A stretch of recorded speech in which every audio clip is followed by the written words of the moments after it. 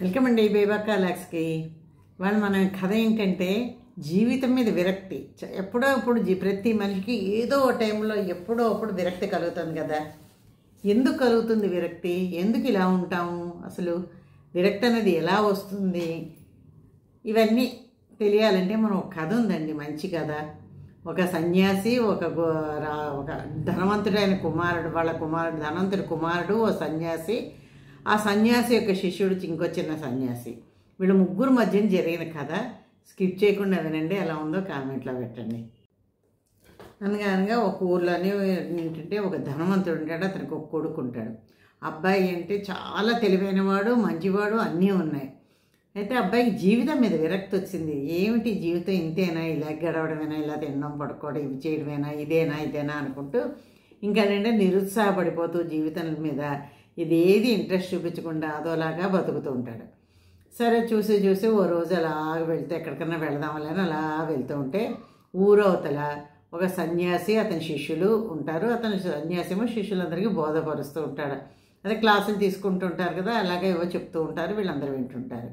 ఇతన్ని చూస్తాడు సన్యాసి. చూసి, ఏంటి నువ్వు అలా ఉన్నావు, ఎందుకు ఇలా ఉన్నావు అంటే, నాకు జీవితం మీద విరక్తి వచ్చింది, ఏం చెయ్యాలో తేచట్లేదు, చాలా చిరాగ్గా ఉంది, జీవితం అంటేనే చిరాకేస్తుంది, బతకాలి లేదు అని ఏదో తన కష్టాలని చెప్తాడు. దాంతో సన్యాసి అడుగుతాడు, ఏదైనా పని చెయ్యి, నీకు ఇష్టమైన పని ఏదైనా చెయ్యొచ్చు కదా, ఏదో ఒకటి చేసి నీ మనసును మార్చుకొని జీవితం మీద ఆశ పెంచుకోవాలి, దేవుడు ఎప్పుడు పంపిస్తాడో అప్పుడు రావాలి, ఎప్పుడు తీసుకెళ్తే అప్పుడు వెళ్ళిపోవాలి, ఇందులో నీ ప్రేమే ఉంటుంది చెప్పు, నా దేవుడు ఆజ్ఞ లేదేనంటేను నేను ఏం చేసినా నా మనసు మారట్లేదు, నాకు ఇలాగే ఉంటుందని.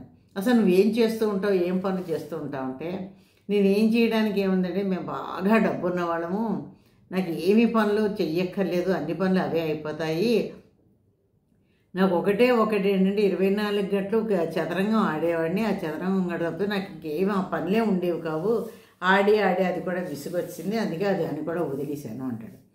అయితే సరేనని అక్కడ ఒక సన్యాసి శిష్యుని పిలిచి ఇదిగో నువ్వు ఇతనితోటి చదరంగం ఆడు అంటాడు. చదరంగమా, నేనా, ఎలా గురువుగారు, నేను ఎప్పుడో చిన్నప్పుడు ఎప్పుడో 1-2 సార్లు ఆడాను, నాకు ఆ చదరంగం ఆట తెలియదని అంటాడు. నువ్వు ఆడాలి అని చెప్పి ఇంకో శిష్యుని పిలిచి మొత్తం చదరంగం కావాల్సిన సరంజామా అంతా తెప్పించి అక్కడ పెట్టి మీ ఇద్దరు ఆడాలి అంటాడు.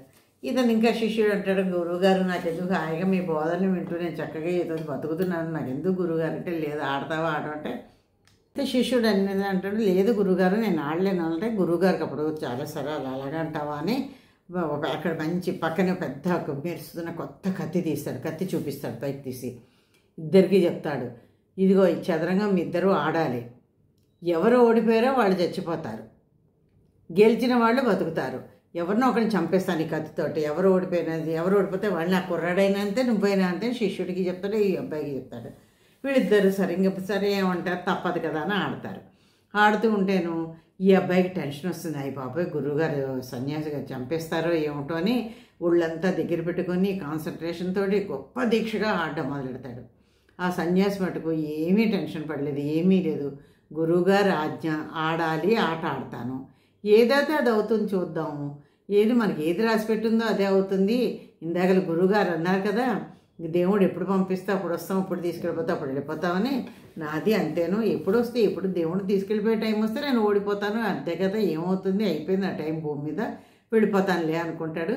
అలాగే నిర్లక్ష్యంగా ఆడు, చాలా జాగ్రత్తగానే ఆడుతూ ఉంటాడు, చాలా బాగా ఆడుతుంటాడు. కానీ ఈ అబ్బాయికి ప్రాక్టీస్ ఎక్కువ ఉండడం వల్ల ఈ అబ్బాయి ఏం చేస్తాడు, చాలా బాగా దీక్షగా ఆడుతుంటాడు. ఇంకా సన్యాసి ఓడిపోయే టైం వచ్చింది. అప్పుడు అతను మొహం అంటే ప్రత్యర్థి మొహం చూస్తూ ఉంటారు కదా, వీళ్ళు ఆ ఎత్తుకు ఏమి ఎత్తేస్తారని చూస్తూ అతని మొహం చూస్తాడు.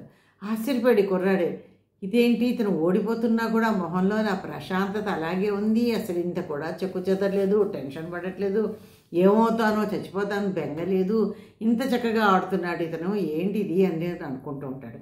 అనుకొని ఇలా ఆశ్చర్యపోయి అతను చూస్తున్నాడు. చూసి అనుకుంటాడు, ఇంతటి మంచి బోధనలు చెప్పే గురువును, ఇంతటి మంచి శిష్యులు ఉన్నారు, వీళ్ళు ఎప్పుడైనా ఎవరికైనా పనికొస్తారు, నాలాంటి వాడు ఉండి బతికే సుఖము, ఎందుకు పనికిరాని వాడిని, జీవితంలో ఏమీ సాధించలేని వాడిని, ఈ సన్యాసి ఉన్నాడుకో గురువు తర్వాత మళ్ళీ గురువు అంతటి వాడు అవుతాడు, ఈ చిన్న కుర్రాడైనాను చక్కగా ఇతనేమో ఆడి గెలిచాడు అనుకో చావడు, లేదు ఓడిపోతే చంపేస్తారు గురువుగారు. ఈ గురువుగారు చంపిస్తే పాపం చచ్చిపోతే చాలామంది జనం నష్టపోతారు. కాబట్టి ఎలాగైనా ఇతను గెలిపిద్దాం, నేను ఓడిపోయినా పర్వాలేదు, నేను చచ్చిపోయినా పర్వాలేదు నిర్ణయానికి వచ్చి అక్కడ వెయ్యవలసిన ఎత్తుకి తప్పు ఎత్తేస్తాడు. అతను గెలిపించేందుకు చేస్తాడు. చూసారు, ఇదంతా వీళ్ళిద్దరి గురువుగారు ఇద్దరు మొఖంలో కళవికలు గమనిస్తున్నారు, వీళ్ళిద్దరు ఆటని గమనిస్తున్నారు. చూసి వెంటనే ఇతను చేసిన వెంటనే గురువుగారు కోపం వచ్చి ఆ చదరంగం బోర్డు ఎత్తేసి నేలకేసి కొట్టిస్తారు. కొట్టేసి ఇద్దరు విజేతలేను అని ప్రకటించిస్తారు. ఆశ్చర్యపోతారు, ఇదేంటి ఇందుకు వచ్చేసారు గురువుగారు, ఇద్దరు విజేతలేమిటి అని చెప్పి వీళ్ళిద్దరూ ఒకరి మొహాలు ఒకరు చూసుకుని ఆశ్చర్యపోతూ ఉంటారు. ఇతను శిష్యుడు అనుకుంటారనమాట, ఇంత ఏకాగ్రతతోటి ఇంత బాగా ఆడుతున్నాడు, గురువు మాట మీద ఎంత విలువ ఉంచి ఎంత చేస్తున్నాడు, కాబట్టి ఓడిపోదాం అనుకుంటాడు, తప్పడేశాడు. అప్పుడు ఇతనిలో జ్ఞానోదయం అవుతుంది కుర్రాళ్ళని. ఏమని, అబ్బా కరుణ అనగా ప్రేమ, జీవితం మీద ఆశ ఇవన్నీ వస్తాయి. ఇలా బతికితే ఎంత బాగుంది, ఇంత చక్కగా వీడు బతుకుతున్నారు, ఇలా ఉండాలి జీవితం అంటేను. నేను ఇన్నాడు నా జీవితాన్ని సరిగ్గా సరిదిద్దుకోలేక లేని లోపాలను వెతుక్కుంటూ విరక్తి చెందుతూ ఇలా బతికాను, ఇక నుంచి నేను కూడా వీళ్ళలాగా బతకడానికి ప్రయత్నం చేస్తాను అని చెప్పేసి అనుకుంటాడు. గురువు విసిరిసిన తర్వాత అనుకుంటాడు, అయిపోయిన తర్వాత అతనిలో మార్పు వస్తుంది. ఎన్నో ఉపన్యాసాలు, ఎన్నో ప్రవచనాలు, ఎంతమందో గురువుల దగ్గరికి ఎన్ని వెళ్ళా ఇంట్లో రాని మార్పు. ఈ గురువుగారు అక్కడ చదరంగం పెట్టి వీళ్ళ ఇద్దరి చేత ఆడించి ఇద్దరు విజేతలని ప్రకటించగానే ఆశ్చర్యంతో ఇతనిలో మార్పు వస్తుంది ఈ కుర్రాళ్ళని.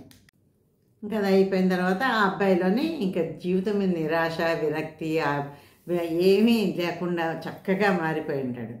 కాబట్టి దీన్ని బట్టి మనకు తెలిసిందంటే ఏ మనిషిలో అయినా మంచి మేధాశక్తి, ఒక్కొక్కరికి ఒక్కొక్క దాంట్లో ఆర్ట్ ఉంటుంది, ఒక కళ ఉంటుంది.